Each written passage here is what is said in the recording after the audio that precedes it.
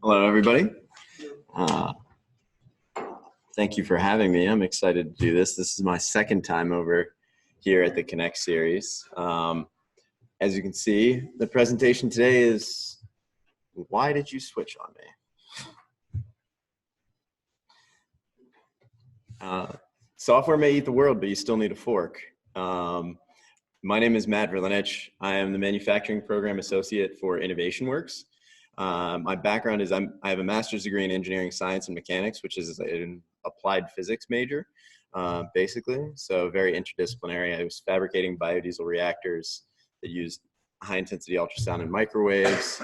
I moved on to be a mechanical engineer for Westinghouse. Then I opened and ran a makerspace in Pittsburgh called Tech Shop before developing my own product, crowdfunding it, launching it, mass producing it, distributing it all over the world. And then I joined Innovation Works. So that I like to talk through that kind of journey of how I went from this technical expertise to being an entrepreneur, because it will kind of become more evident throughout the presentation as to how these things all interwove and led me to where I am today. But I manage the Scalable Innovation Program for Innovation Works, which is all about building a better hardware ecosystem here. And I keep saying hardware. I'll say hardware throughout this presentation, which when I first heard the term, my immediate thought was the physical parts of a computer, like motherboards, cases, processors, RAM, stuff like that. The mechanical engineer in me thinks nuts and bolts and, cabinet door handles. But in this entrepreneurial setting that has been so dictated by software for so long, hardware has come to mean any business that has a physical product instead of just being purely a digital product. So creating a better ecosystem and better connectivity between manufacturing resources, hopefully locally as possible, and the entrepreneurship that goes on within this region. I do that through office hours, making introductions, giving presentations, doing curriculum, working with Alpha Lab gear. But I also administer a few grants that go directly to manufacturers, which help me to kind of build out those relationships within the region. For those of you who don't know, which I didn't know, whenever I first started working for Tech Shop and I first came in contact and was working with Alpha Lab gear, I was always familiar with Alpha Lab and Alpha Lab gear, but I had no idea that Innovation Works was the company that managed those and has been around since 1983. They've been a seed investor in this region for a long time and have kind of diversified into many different aspects of entrepreneurial support. We are the Ben Franklin technology partner for the state of Pennsylvania, which I find very interesting because basically back in 1983, with the collapse of the steel industry, the state set aside a pool of money to be divvied up amongst 4 different regions in the state of Pennsylvania. And the purpose of that was these organizations would invest in entrepreneurship in that region to try to help stimulate economic growth, to replace the decline or the loss of jobs and economic opportunities from the steel industry. So Innovation Works is southwestern Pennsylvania, and that's mostly where my territory is and the manufacturers that I'm trying to build up relationships with. But we also work with our partners across the state and as well as outside of this region. Just some fun stats about Innovation Works. We've invested in almost 500 companies now, generated billions of dollars in revenue for that's taxed, and the state of Pennsylvania is very happy with that. And one of the really interesting things is Innovation Works has been in this space for so long that they are very well connected with almost all entrepreneurial activity that happens in this area. So 70% of venture deals that happen in this southwestern Pennsylvania are Innovation Works participates in those rounds. And this is also a really interesting graph that I like to visualize. So when Innovation Works started, we were in this seed stage only back in like 1983 until I think 2008. In 2008, Alpha Lab opened, and we kind of started to work with companies that were even earlier stage, so pre-seed stage. They would get accepted in the accelerator, much smaller investments than a seed, and then hopefully tried to nurture those companies along that growth path into a seed round and then into a venture round. more recently, I think it was 2016, maybe 2014, Riverfront Ventures opened, which is a for-profit arm that actually participates in venture rounds. So now Innovation Works kind of participates from start to finish with many different types of businesses.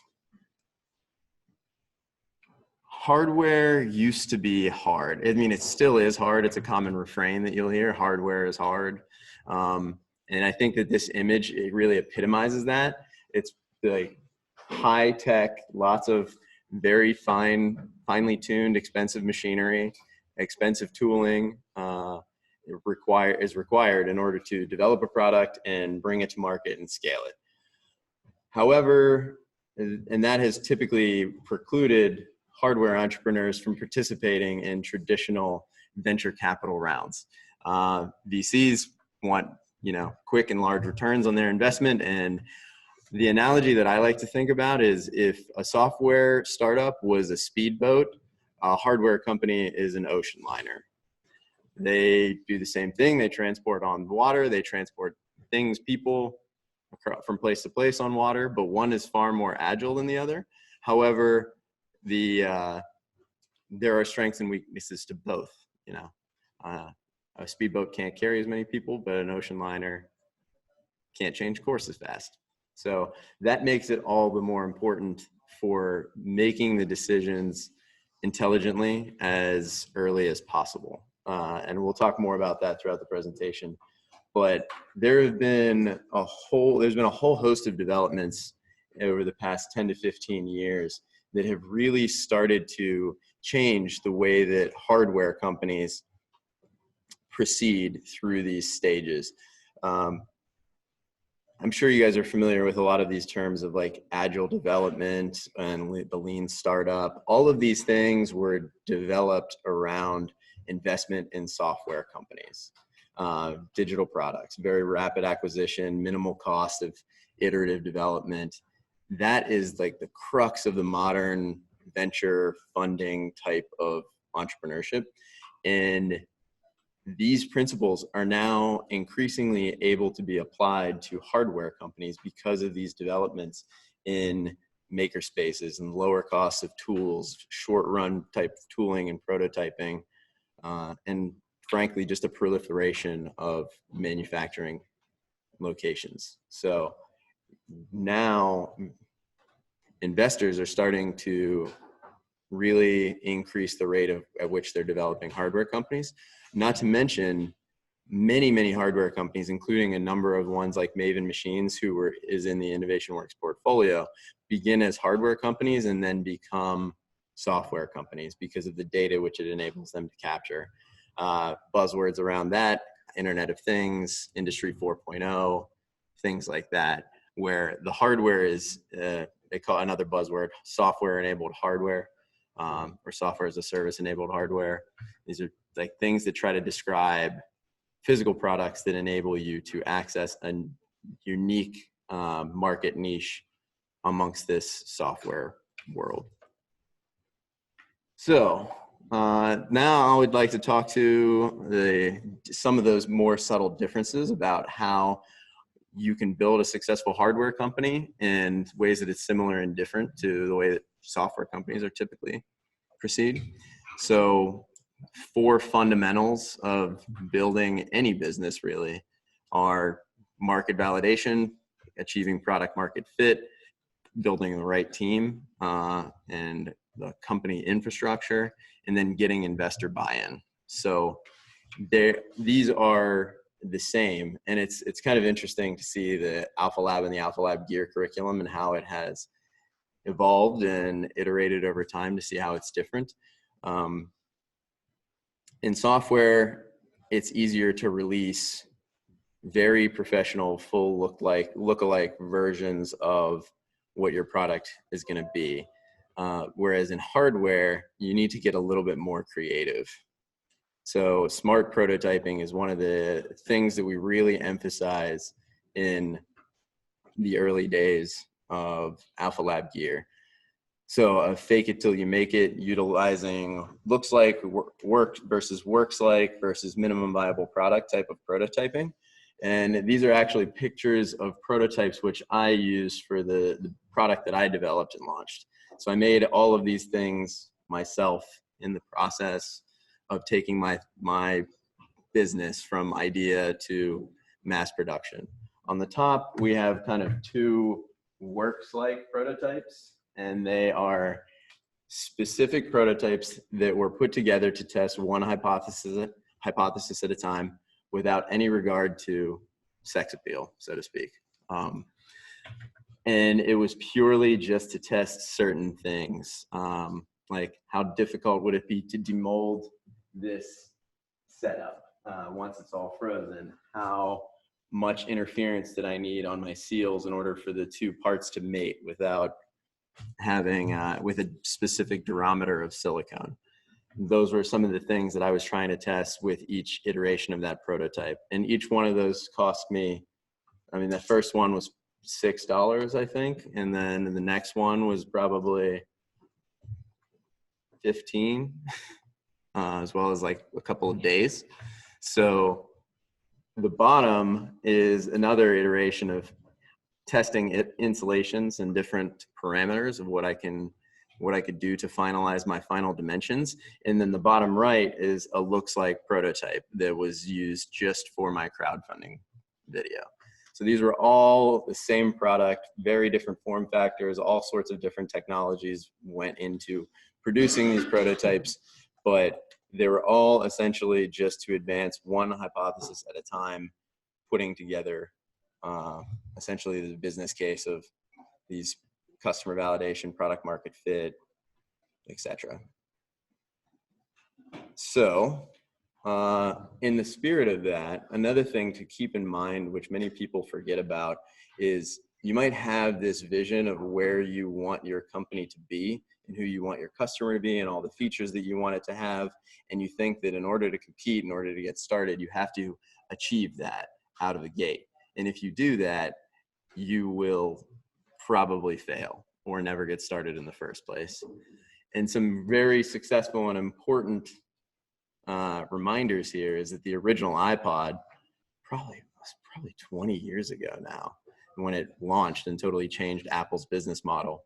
And it was simply that one scroll wheel with a button in the center and a 2-color LCD display.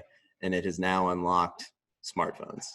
I remember also when the iPod Touch came out, which was their precursor to testing out the user interface on what would then become a smartphone. And that's just super smart, iterative development over a long period of time. And we'll talk more about that at the end a little bit later too, but that's another thing that kind of differentiates the focus of a hardware versus a software company. Is a hardware company, it becomes very, very important to plan for future iterations, brand building, marketing. Those are going to be some of the biggest differentiators, especially in the modern economic climate, for what will make a successful hardware company versus a failure. Fitbit, single pedometer, not wireless, no subscription model. That has unlocked a ridiculous array of health devices. In fact, I think there's one in this space right now, which is basically taking advantage of a market opportunity that was created by this one simple pedometer. And some pedometers, actually the original pedometers were purely mechanical. There was nothing electronic about them. They're at least 50 years old. So, and drop cam, again.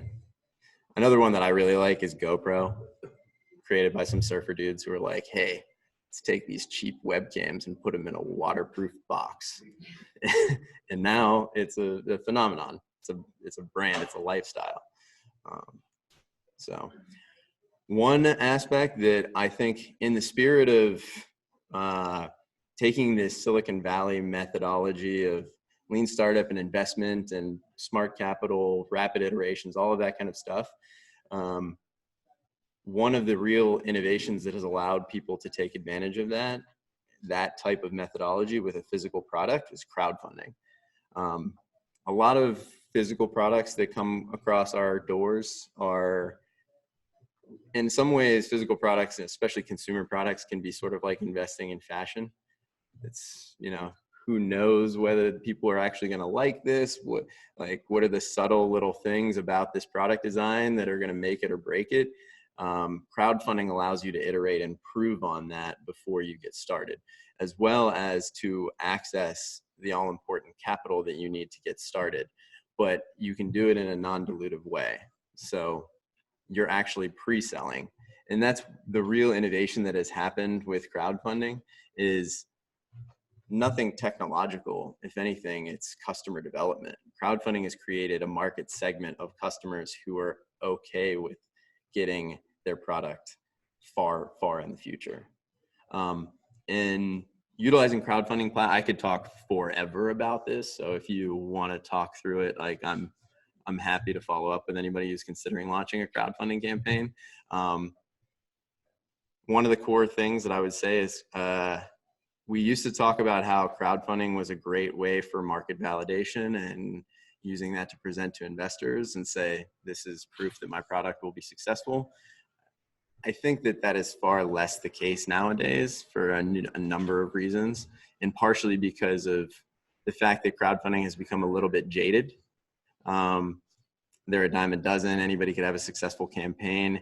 You'll see a new smartwatch go out and throw up a crowdfunding campaign with a goal of $50,000 to bring that to market. I can tell you that my product, which is 3 simple, old school conventional pieces of tooling, the tooling for that was $25,000, and the minimum order quantities on that alone pushed it over 50K. There's not a chance in hell you're creating any type of electronic product for a $50,000 goal, and you almost will never see a crowdfunding campaign with more than a $50,000 goal.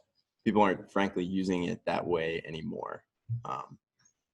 However, still a useful tool in your arsenal, and all of the fundamentals of putting together and launching and running a crowdfunding campaign are the fundamentals that you should pursue regardless of what type of product you're launching. And that is nailing down at least 50% of the raise that you want before you launch. And if you're relying on customer traction, it's at least 10x, if not 100. So if you need 100 conversions, you need at least 1,000 people on an email list, if not 10,000, before you should consider launching that crowdfunding campaign. The other thing about where crowdfunding stands now versus in the past is it's much more mature. Both Indiegogo and Kickstarter, the 2 biggest names in the game, have access to an incredible amount of data on what makes or breaks a campaign. And they make, thinking about this in terms of a business perspective, they make all of their money off of a 5% commission on every sale. So it really behooves them to be able to identify which ones are going to be successful and then add any fuel to the fire of that product that they possibly can. They will even negotiate with products for additional commission-based fees for other marketing opportunities. And that's the golden goose of trying to launch a crowdfunding campaign, is you need to attract that attention in order to tap their captive audience. That's the reason why you should launch a crowdfunding campaign on a platform like that. There's also psychology behind that. Everyone wants to back a winner. Like, obviously, if you have momentum, then people want to jump on board. Then, in fact, that's why Kickstarter came after Indiegogo. And the whole reason why it exploded and grew so far ahead of Indiegogo was because they pioneered the all or nothing strategy, which made it much more dramatic and attracted a lot more media attention in the early days before anybody had heard about it. So it really grew their user base far, far faster than Indiegogo did. Something to keep in mind is your competitors are watching. Although, again, in this day and age, I think this is becoming far less important, because right now there is so much noise online. There will always be competitors. If you don't have competitors, you don't have a business, to be frank. So just like your competitors will learn from you, you have to learn from them. And one of the first things that always comes up in office hours when I talk to physical product entrepreneurs is patents, patents, patents. What, should I get a patent? Do I have a patent? I have a patent. It's really worthwhile. Patents have their place, but not every time. It is not by any means a precursor to your ability to do business. So I'll leave it at that. So one of the reasons why I was able to make this so ineffectively is because of supply chain hacks and little things that you can do. The company that I referenced earlier, Maven Machines, was in the first cycle of Alpha Lab Gear. They wanted to make a device that would allow truckers in particular to have access to information that would make them safer on the road and allow the company to collect data. So they started with the premise thinking that they would have to develop completely all the hardware themselves. And then they found out that they could go onto Alibaba and buy a commercial off-the-shelf part that did 90% of what they wanted to do, and with some slight modifications, they could make their first product. Same thing with this. The sphere molds that are in the top are $6 on Amazon, and you can just buy them. And then I cut holes in the bottom of them. That's it. The Tupperware container in there, I'm pretty sure came from the 80s, whenever they still had Tupperware parties, and like it was just sitting in the back of a closet that I was like, this fits, let's try this. And the styrofoam is obviously just hand cut and duct taped together.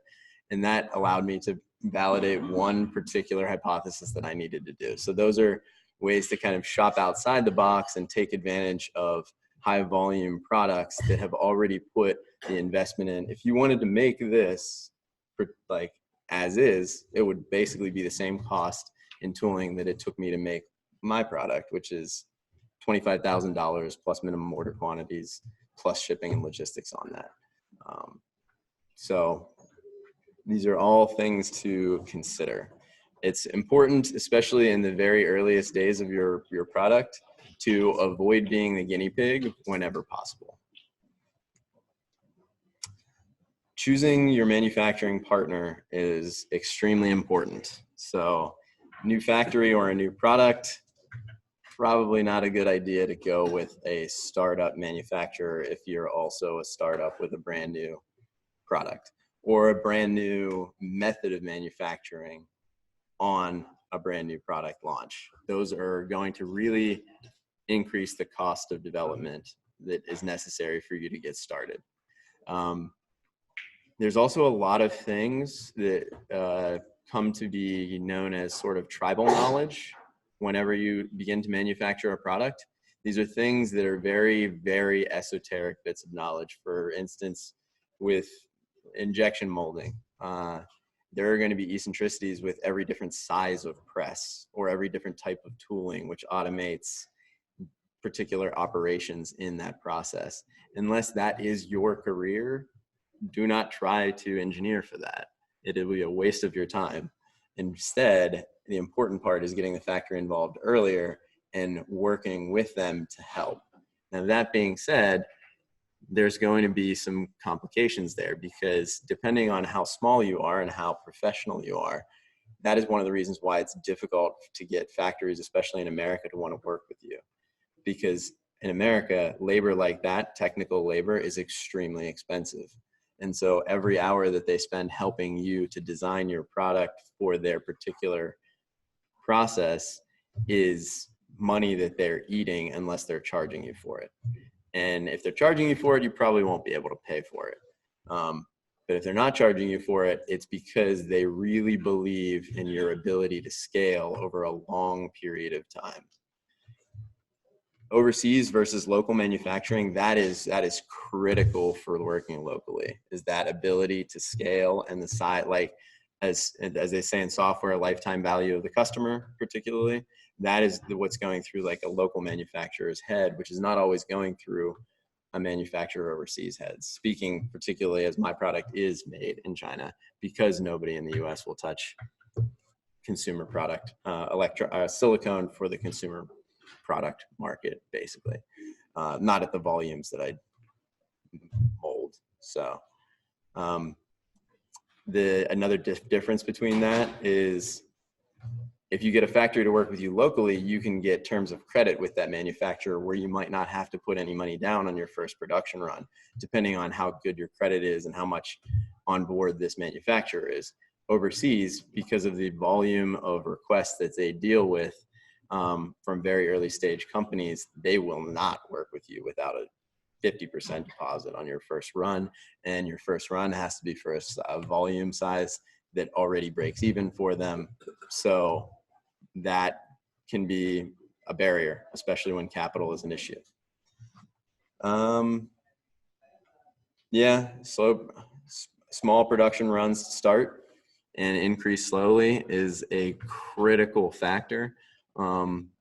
But that becomes a challenge whenever you're working overseas versus working locally. It can be done both ways. There's no silver bullet answer to this. The biggest thing is you have to do your research and do the work.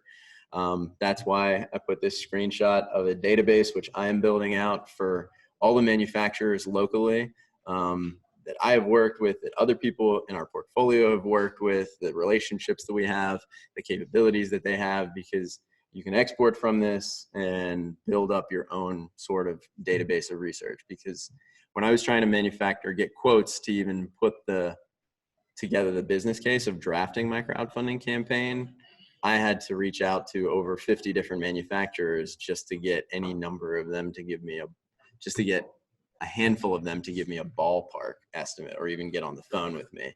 And so keeping track of all of that communication requires a lot of note taking, and I'm hoping that this will ease that for some people. Yeah. Can you dig a bit too? Yeah, you can. It's on the InnovationWorks website too, actually. And I'm polishing it up bit by bit. So there's definitely some outdated information. I'm pretty sure, yeah, on this particular screenshot, you can see Contura prototyping is on there twice. It's a work in progress, but I think it's innovationworks.org/program/scalable/database. So definitely be there in person for your first production run. There are many, many eccentricities, just like I was saying before about the design for manufacturing, getting your manufacturer involved early, that will be difficult to foresee if you're not there in person, and difficult to communicate with. And in the spirit of iterating quickly, if you can't uncover these issues fast, then that's going to really expose you to vulnerabilities of competition and drag out your expenses and any number of complicating factors. And I think, yeah, design for manufacture in the US. So to talk more about that, like I said, time to market, your costs can be lower. Quality control and intellectual property protection these are all very important considerations. I will say this too, manufacturing overseas, particularly in China, with regard to intellectual property protection, one of the biggest barriers, like I'm not terribly concerned about my product being knocked off in China because there is not a terrific culture of craft cocktails over there. So even if somebody was able to put together what these 3 different components made in 3 different factories were for to make a clear ice cube, it's not easy for somebody to market that directly in the Chinese market because there's not a huge customer base of people looking to buy that product. It's in some ways very opportunistic. If you're making a cell phone or a phone related product, that is a different story. They have a far bigger market for cell phones over there than we do here. And to be frank, a lot of the technology is more advanced there. So making that type of a product there is considerably more dangerous.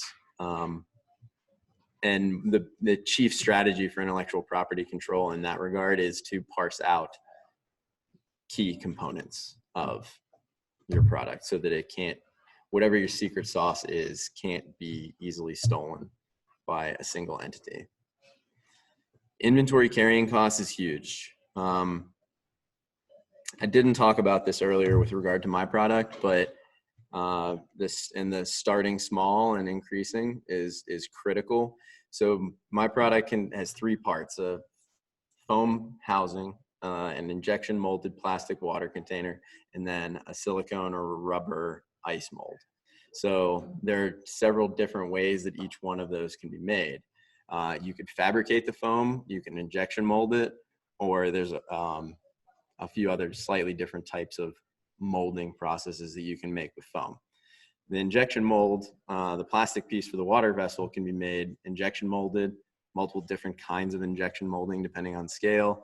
You could also vacuum form it too.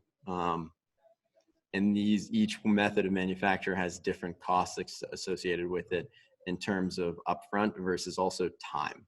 So if it takes 10 seconds to make one mold, then time is always going to be one of your underlying factors. How much does labor cost, and how much labor does it take to make it? And what's your production rate on a given tool? All of these things should be factored into play. The silicone piece can be made with liquid silicone rubber injection molding or compression molding. Compression molding, much more labor intensive. So it's much more expensive here versus overseas.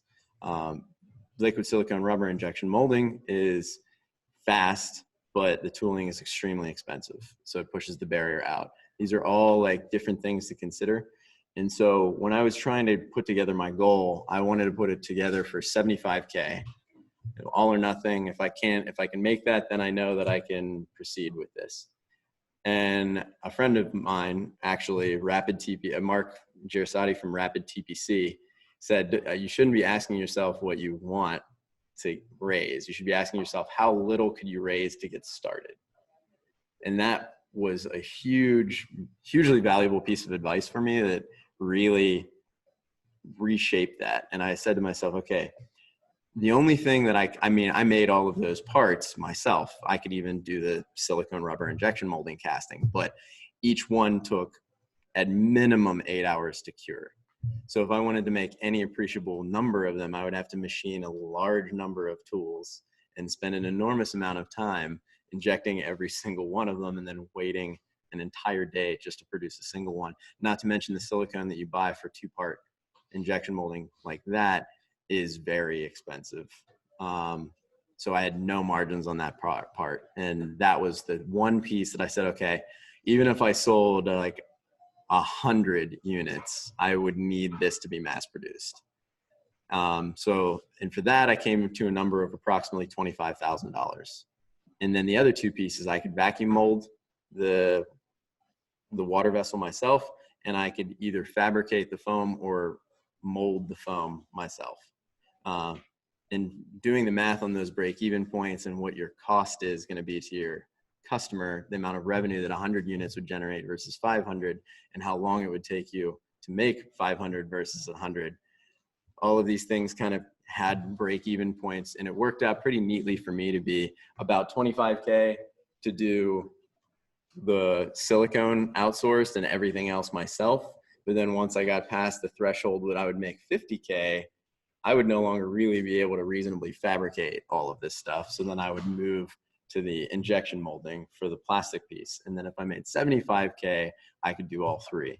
And in the end, I was able to raise 115, which was great, because something that I did not consider was how expensive shipping is. My tooling cost about $25,000. My shipping cost $35,000. So my product, and I've learned way more about shipping and logistics than I'd ever considered wanting to know. And to give you an example, my product costs about $2 to land in the US per unit when shipped in a container, but it costs about $12 for any other method of shipping. Yeah. Did you pass that to the consumer, or was it? I mean, was it feasible to? Because you obviously said you had to pay for it. Yeah, so this is one of the dangers of crowdfunding, right? And that is probably the single biggest source of failure for physical product crowdfunding campaigns. Have you guys heard of the Coolest Cooler? It is, I think, the second most successful crowdfunding campaign ever. It raised like $12 million for this cooler that had like a speaker and a blender and a bottle opener and like everything on it that made it the coolest. It was widely touted, and for a very long time, probably 7 or 8 years, as being the most successful crowdfunding campaign ever. This example of enabling hardware to be to mass produce through the power of this crowd. And at the end of the day, they failed. I mean, they delivered, I think, 70% of their original orders from the crowdfunding campaign. And then they had to turn to selling it on Amazon just to generate cash to continue to fulfill on the original orders, because it's not, and they did ask their original backers for additional contributions if they wanted to get their product within the next 6 months, did not go over so well. And it like really burned the brand to the ground to the point where they were no longer able to continue doing business. These are things to consider and to really like individual, like packaging it all. I mean, even comes down to packaging, right? How do you package your product, and how many of your products can you fit into a box, particularly that's under 50 pounds, so that one person can carry it? How big is that box? How many can you fit in a container with height wise? Is it going to shift in shipping and damage the product?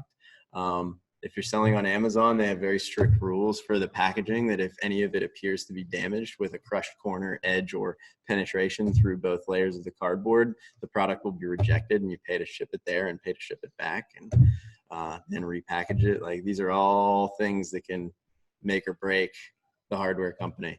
Not to mention cash and where is your capital coming from? If it's all from this one campaign and you get all the money up front and you don't use it wisely and you haven't built their inroads with an investor or a traditional bank, it's going to be very difficult to come back from an issue like that. So for me, the shipping costs, what saved me actually was Indiegogo does a thing called in-demand funding. So after the campaign ends, this page is live and has attracted an enormous amount of traffic and really boosted it up the search rankings in Google, so that when people search for it, they'll find it. And people continue to find my crowdfunding campaign and buy it through that page. Even though it's on my website and it's on Amazon, there is just people who will continue to find it there. Kickstarter does not allow you to continue selling through their platform once the campaign is over. Indiegogo does. So my campaign ended at like 75, 79,000.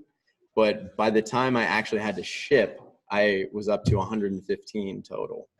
And that those additional sales are what allowed me to cover that shipping and more than break even while having excess inventory delivered that I could then immediately turn around and start generating additional cash. So, yeah. So with crowdfunding, how does the liability work? So let's say you raise $100 million in Kickstarter and you just don't do the project. Many people, including the government, are trying to figure that out. As of right now, there is no liability. And there have been cases of people putting out something that was complete vaporware, where it's like I think the most famous one is a gill. It was like a physical product that would allow you to draw oxygen from water and swim underwater indefinitely. And it raised a lot of money. And they just took it and never did anything. So there's also examples of like the Coolest Cooler also wasn't successful its first and I think even its second time in raising its funding goal. There have been ones that were duds that then came back and they didn't deliver the first time, and then they created a version 2, give special privileges to their first ones. This kind of comes back to something that I wanted to talk about on this next slide of engineering is so important for software. All of your intellectual property is going to be like how this is engineered and designed for many different types of digital products. Marketing is surprisingly important for hardware, because if you build the brand, if you build your audience, if you communicate with your customers, you can bounce back and absorb a lot of different losses. But legally speaking, right now, I don't think there's any precedent, and I'm not a lawyer, but I don't think there's any precedent for backers to sue the projects they contribute to. And again, kind of getting back to, it's always important to put yourself in the role of the other person that you're kind of negotiating or working with.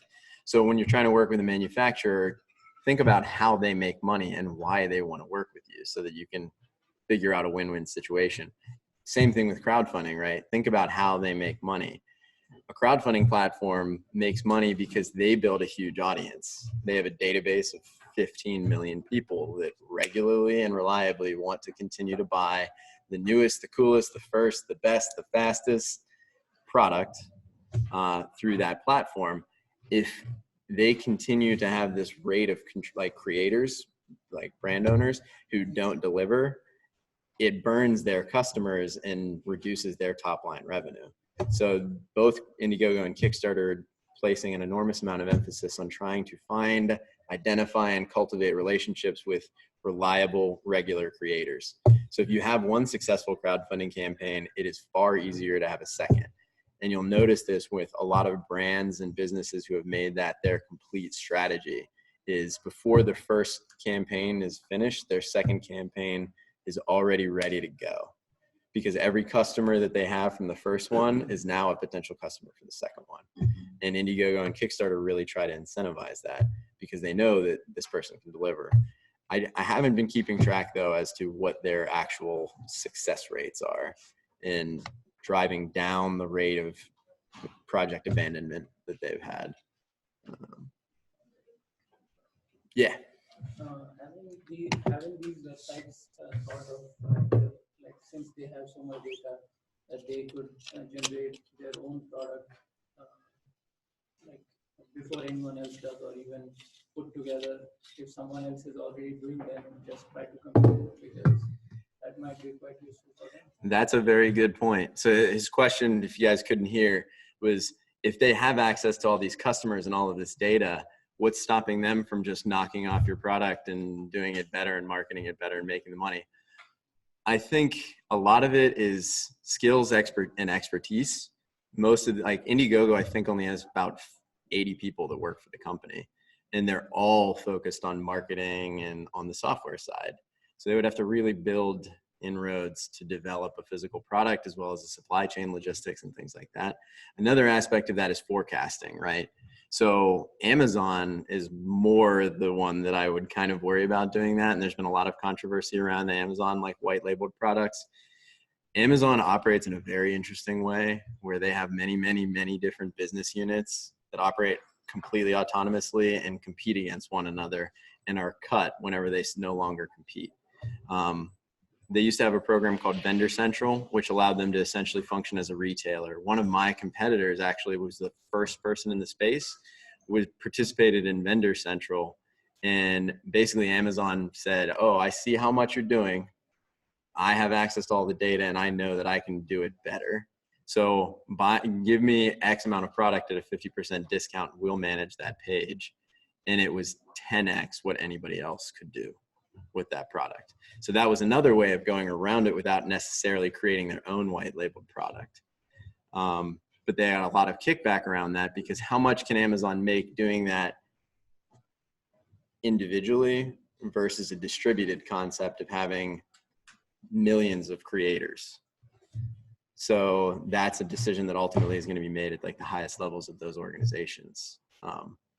If you can identify and cultivate relationships with thousands of creators that are no longer your employees, you really reduce your liability for failure and optimize the optionality of processing and pursuing all of these different avenues. So they try, I feel like this is all speculation, that they really try to limit which products they kind of develop their own version of. So most of the crowdfunding sites seem like they're geared towards consumer products. Is there any similar way for companies building like a business focused product to get that sort of like awareness and marketing and sort of like build a brand? That's a good question. I am not entirely certain. I know that there are, so WeFunder, as well as a couple of other companies, are equity-based crowdfunding campaigns, and they are cultivating a different type of network of people who are interested in more of that. Also, traditionally, most of the companies that you see going through an accelerator or receiving investment generally have a B2B sales focus, because with a small team and a small amount of capital, it's far easier and a more sure bet to invest in somebody who only has to get a 10% conversion rate on 500 customers rather than a 10% conversion rate on 10,000 customers. So I would say for a B2B focus, these types of crowdfunding, like equity-based crowdfunding platforms might be, but they're newer and their audiences are far smaller. That means it should be cheaper for you to use those platforms, but your upside is going to be smaller, at least for right now. There's also like GoFundMe is a nonprofit version of that, which spins particularly for social good or charitable types of work. So I'm not sure what your particular business is, but there are some opportunities out there. It's just, I think we get blinded by the success of these companies, the Indiegogo and Kickstarter. It's a follow-up to the earlier one. And you mentioned that marketing is very important for hardware, right? So why not try to create communities of people, if you are a new company, which these traditional Indiegogo and the others haven't as much focused on. So they might have lots of users who are interested in certain niches of products. Mm-hmm. So why not build some community outside of those niches to, if one is thinking of a new startup, hardware startup? Do you think there are such niches that you have discovered or that you have identified? I think there are definitely niches outside of the ones that Indiegogo and Kickstarter will focus on. It comes down to customer acquisition cost. So if it's a brand new or very small niche, that might allow you to have a lower customer acquisition cost because it's easier to find them. Not as many people are looking for them and trying to get their attention. But if it's too small of a market opportunity, it doesn't matter how cheap it is. You might not ever be able to pay for your tooling or the costs of getting the product off the ground in the first place.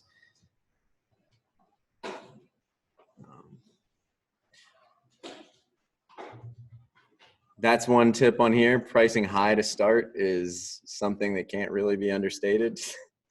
It's another common fallacy that people inevitably talk to me about as their first thing is they want to try to create a low cost version of something else. And that is a super dangerous proposition because working with narrow margins with a large number of unknowns is a recipe for disaster. So also, it's easier to drop your price than it is to raise your price without defining a new niche or a new market or brand. So pricing high to start is a good thing. And ironically, doing things that don't scale can be a very important way of getting a product off the ground. So in the early stages where you're really looking for product market fit, market validation, before you want to make an investment in tooling or significant marketing or brand building efforts, you really want to make sure that you have your design nailed down and your product market fit really refined. And so that doesn't always mean that you need to have the tooling. So an example for this would be something like with my product where it took me 16 hours to actually inject it without an accelerator to get one single mold. Like that is not scalable. But it enabled me to create a lot of content and take a lot of pictures that got me the customer base on crowdfunding when I really had no ability to make hundreds of those. Another one is for companies that are software enabled hardware. If you need to collect data in order to validate or build out your user base, you can get very, very far with manual data entry whenever your time is cheap and you don't have money. So if it means pioneering your product and like your data analysis using Google Sheets, you can do that. And you can probably do it for far longer than you think and get far further along in your business than you think. So it's something to consider. One last message in this hardware section that I want to emphasize is profit does not equal cash. And what this means is that hardware products are very, very cash flow intensive. You have to have cash in order to scale the business. And if the business isn't scaling, you could be dead in the water. So reinvesting nearly all of your cash in the business is almost an essential thing. And this is something which I personally struggle with because I bootstrapped my company the entire way. I paid for the prototyping costs out of pocket, but then I found friends who would do the website and the branding and the video in exchange for a percentage of the money that we raised. I used all the funds that we raised to pay for the tooling and the distribution of it. I used the continuing sales of the product to grow the company, to pay myself, to do this full time. And for a while, that put me in this mode of being very limited in what the options I had to pursue growth of that company. And I was stockpiling cash because I knew that it was going to cost at least 40 grand for me to get new inventory. Otherwise, it would destroy my margins to pay for shipping in smaller volumes. So it's like $40,000 was the minimum chunk of money that I would need to keep my business going. So I didn't want to spend cash until I stockpiled that amount. If I had access to capital, my business could have grown far, far faster. But sources of capital, either investors, they have different requirements and want your business to be a different thing than a conventional lender, like a bank. And a bank needs you to be in business for 2 years. So that's another tip. Incorporate as quickly as possible, even if you don't know what you're going to be doing, because it's just a check mark on a box of getting funding. Is you really need to have an entity around. Keep your books in order, all of that kind of stuff in order to actually have access to these sources of capital. And now this is also a shifting landscape in itself. There's a lot more funding sources that are available, like Cabbage, Amazon's doing it, QuickBooks is doing it, or Intuit is doing it. That's another thing is once you actually have a physical address for your business, you'll get a ton of junk mail, and the number of offers that I get for free or cheap or no strings attached capital is ridiculous.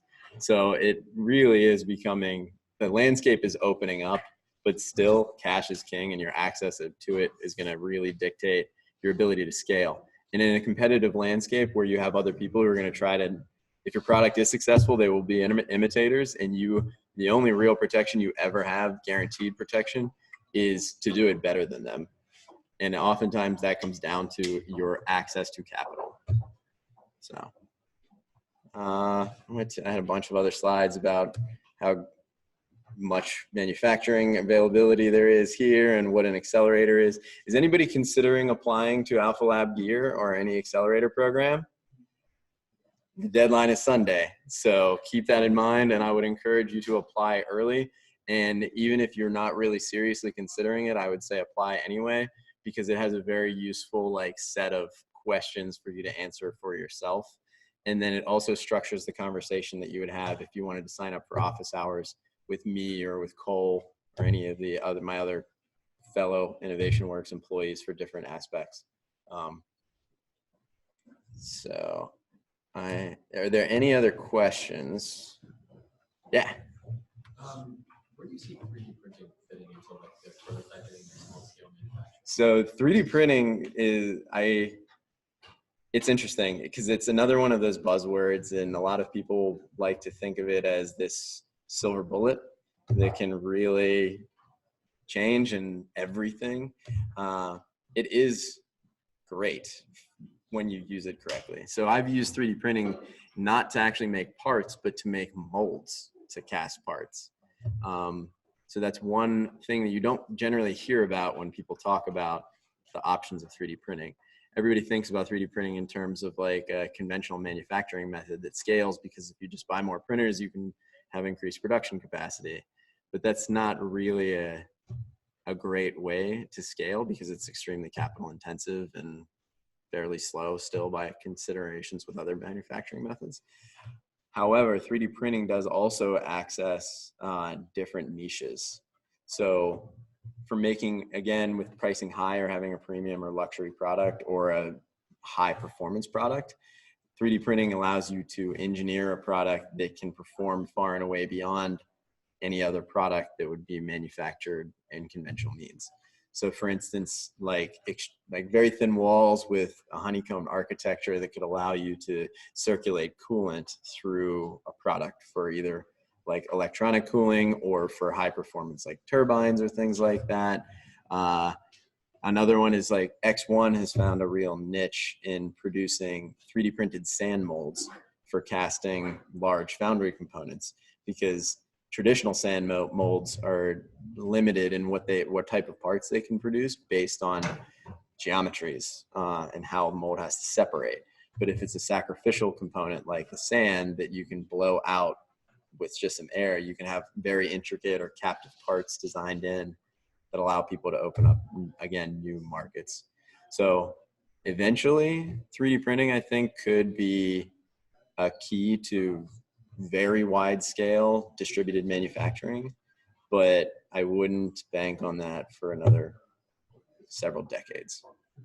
I would double down on the very highly engineered types of products and solutions that make that the only tool that can solve the problem.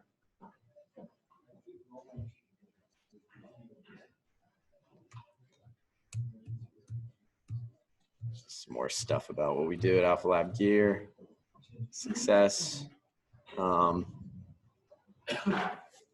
Yeah, so I'll hang around for a little bit after this too, but if you guys have any other questions or want to chat, here's my contact information. Alana wasn't able to make it today, but she runs the hardware sector of InnovationWorks. She also has 20 years of experience running a consumer electronics product company and scaling it from very small to very large. So she is an absolute wealth of information. Thank you guys.